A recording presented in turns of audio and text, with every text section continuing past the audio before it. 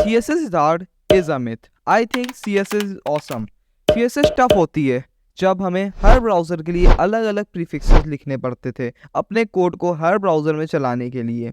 लेकिन अब हम लोग कुछ ऐसे CSS टिप्स को जानेंगे जिससे आप बहुत ही आसानी से CSS को मास्टर कर सकते हो और बहुत ही प्रोफेशनल डिज़ाइन बना पाओगे।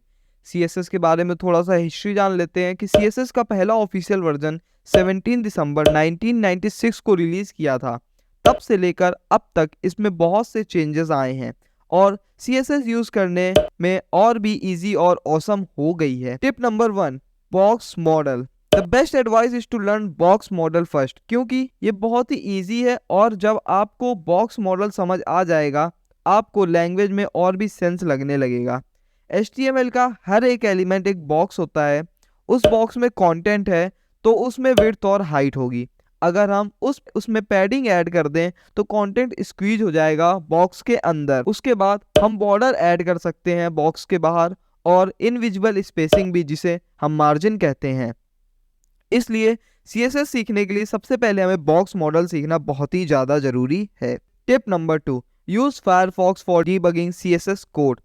फायरफॉक्स के डेप्थ टूल्स बहुत ही अमेजिंग है जब बात होती है CSS की। इसमें आपको बॉक्स मॉडल का अच्छा रिप्रेजेंटेशन मिलता है और ईजिली आप वहीं पर एडिट कर सकते हो और ये बहुत ही यूज़फुल एनोटेशन प्रोवाइड कराता है HTML के। अगर कोई इवेंट या ओवरफ्लो है या फिर फ्लेक्स बॉक्स है, सब कुछ वहाँ पर आपको ये देखिए लिखा हुआ मिल रहा है। तो फायरफॉक्स के डीबगिंग टूल्स बहुत ही ऑसम है। अगर आप एक डेवलपर हैं तो मैं आपको रिकमेंड करूंगा कि आपको फायरफॉक्स यूज करना चाहिए। Tip number 3 is flex box is awesome.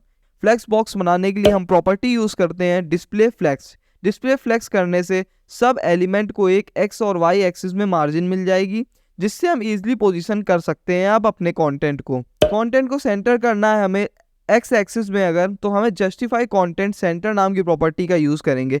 Justify content centre property से हम आइटम को अपने एक्स एक्सिस में मूव करा सकते हैं, इजीली पोजीशन कर सकते हैं। अब हम वाई एक्सिस से सेंटर करने के लिए अलाइन आइटम सेंटर प्रॉपर्टी का यूज करेंगे और अपने आइटम के कंटेनर के अंदर सेंटर कर लेंगे बहुत ही इजीली। अब इसमें और भी प्रॉपर्टीज होती हैं जैसे कि flex direction, flex wrap, flex flow. Flex box का एक ड्रॉबैक है, फ्लेक्स बॉक्स केवल सिंगल रोज और कॉलम्स में डील करता है, लेकिन बहुत सारे मल्टीपल रोज और कॉलम्स में हम ग्रिड का यूज करते हैं। Tip number 4 is grid system in CSS।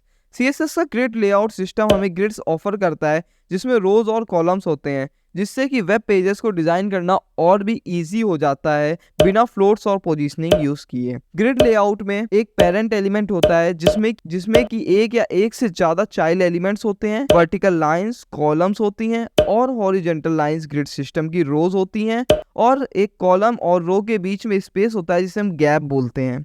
Tip number 5, always use CSS reset. CSS reset क्या है? CSS रीसेट एक स्मॉल स्निपेट कोड है जिसमें हम लोग ब्राउजर की सारी डिफॉल्ट स्टाइलिंग को हटा देते हैं और हमें एक क्लीन स्लेट मिलती है, जिससे कि हम अपनी स्टाइलिंग को डिफरेंट ब्राउजर में कंसिस्टेंट रख सकते हैं। स्टार सिंबल यूज कर हम टारगेट करते हैं और पूरे पेज की स्टाइलिंग को अप्लाई कर देते हैं, जैसे कि एग्जांपल में आपको दिख रहा है स्क्रीन पर। Tip number 6 is media queries for responsive design. Media queries एक CSS का फीचर है जो हमें अलाउ करता है डिफरेंट स्टाइल्स को अप्लाई करने का कोई स्पेसिफिक कंडीशन में, जैसे यूजर के डिवाइस के व्यू पोर्ट के साइज के अकॉर्डिंग। ये CSS फीचर हमें रिस्पॉन्सिव डिजाइन बनाने में हेल्प करता है जो डिफरेंट स्क्रीन साइज को अडॉप्ट कर सकता है। जैसे कि एग्जांपल में आपको स्क्रीन में दिख रहा है कि मैंने यहाँ पे एक मीडिया क्वेरी यूज की हुई है @media screen and max width 768 pixels.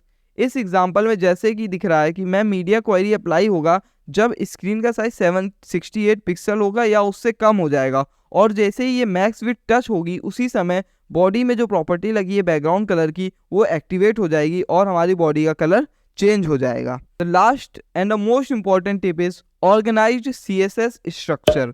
Organise CSS structure हमें अपने CSS कोड की क्लीनलीनेस, मॉड्यूलरिटी और स्केलेबिलिटी को मेंटेन करने में हेल्प करता है। CSS आर्किटेक्चर को ऑर्गेनाइज करने के हमारे पास दो मेथड्स हैं, एक है BEM, SMA CSS। BEM एक नेमिंग कन्वेंशन है जिसमें हम अपने CSS क्लास में क्लियर और मीनिंगफुल नेम्स को यूज करते हैं। BEM को 3 कैटेगरीज में डिवाइड किया गया है, block, element, modifiers. SMA CSS हमें अपने CSS कोड को डिफरेंट कैटेगरीज और मॉड्यूल्स में ऑर्गेनाइज करने की मेथोडोलॉजी प्रोवाइड कराता है। अपने CSS कोड को कैटेगराइज करने से हमें मेंटेनेबिलिटी और रीयूजेबिलिटी में इम्प्रूवमेंट होता है।